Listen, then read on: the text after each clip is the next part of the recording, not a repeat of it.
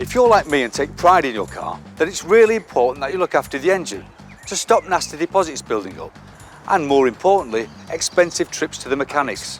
Hey son, and I wouldn't want you guys to make the same mistake.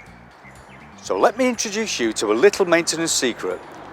STP fuel and oil additives.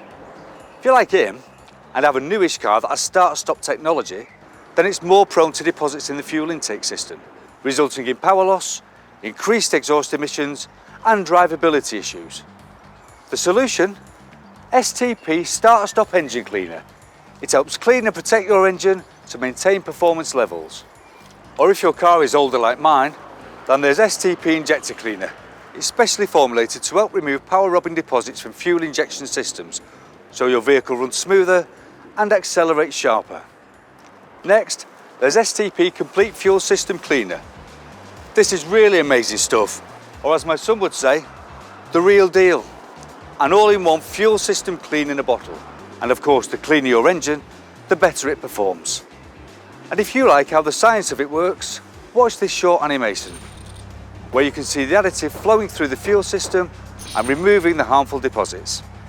If you've got a diesel that's newer than 2009, you'll need STP's Diesel Particulate Filter Cleaner.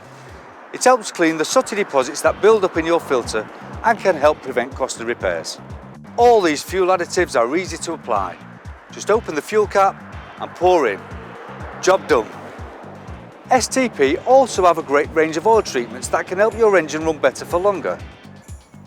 For newer cars, I'd recommend STP Synthetic Oil Treatment. And for older cars, there's standard oil treatments. Both do a fantastic job at improving your oil quality. Just remove the oil cap and pour the full bottle into your engine. It's that simple. Just make sure you read the instructions. All this, and you don't even need to get your hands dirty. Which is great news for some people.